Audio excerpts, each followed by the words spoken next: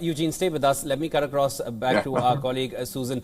Susan, of course, Eugene Craig, he's voiced his opinions, and of course these are concerns that regular Americans have, and we'd like to understand, you are in New York, for regular Americans, how happy are they really with these changes that have come in the last 10 months and all that the Trump administration, essentially the US president is patting his own back here, that you hear a lot of, but the approval ratings are still slipping. There is a huge irony there staring us in the face. Give us your opinions on how things are on a day-to-day basis. Yeah, you can't underestimate the issue of affordability, and President Trump and his administration understood that. And I agree with Eugene, the timing of his speech was curious. It does come at a time when Americans are struggling. The issue of affordability is making headlines on a daily basis.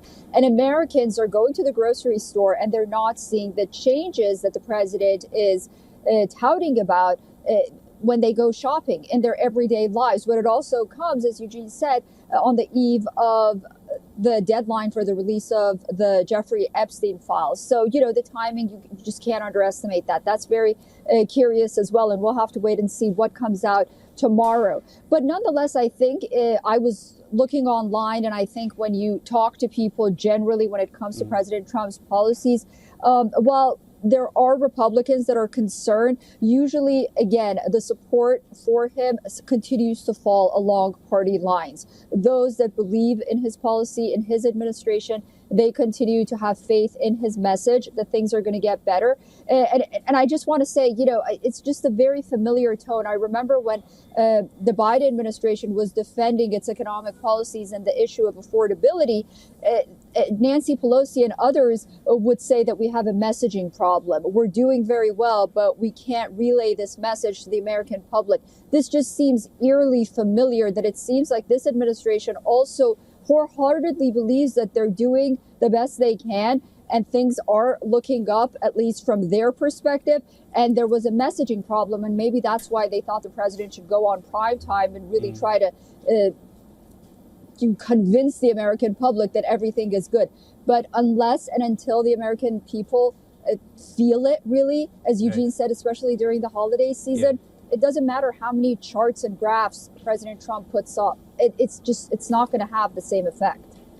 Right, and building on what Susan has just said, Eugene, I want to come back to you and understand that we've seen in the past the pattern of Trump communications, be it his social media to his speeches.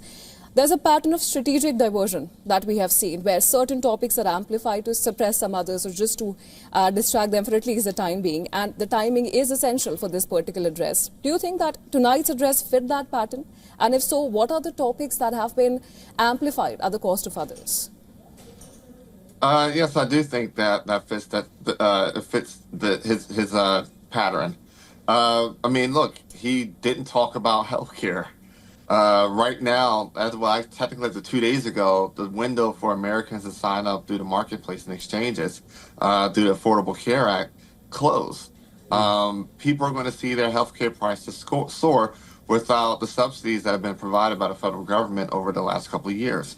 What broke news earlier today is that, someone who kind of gave my political start, Dan Bongino, is leaving the FBI. He made the announcement. Anybody knows anything about Dan over the last couple of years, his biggest thing has been everything about Jeffrey Epstein and the Epstein files. And we know on Friday that these files are to be released. Also, I guess some of the media were expecting a Venezuela announcement. What we're seeing is that, right now Donald Trump's using the United States military to start to seize Venezuela oil tankers. Folk are expecting sometime in the next few days a full-on announcement of some level of military escalation. I mean, these are things that are falling by the wayside, but also, more importantly, as Donald Trump seeks to create some kind of warped reality, Kellyanne Conway in term one coined the term alternative facts or fake news, is denying the actual reality that Americans are living in. Literally a week, 7 days away from Christmas. It's the reality that parents may have to tell their children, hey, we couldn't afford to get you maybe the things that you wanted for Christmas because we had to deal with and take care of necessities. It's, last November, I'll tell you about November, it was dealing with food stamps and SNAP benefits, right? And the possibility that people may not have had Thanksgiving dinners. Now it's dealing with the reality that, hey, people probably want to have smaller Christmas dinners. And the thing is this, Americans, they have short-term memories when it comes to politics, but they also have very, very long-term heartstrings and hate disappointing their families. And if Donald Trump are going to put mothers and fathers in a position where they have to have some uncomfortable conversation with their children, especially around Christmas, there very well may be backlash at the voting booth come November 2026.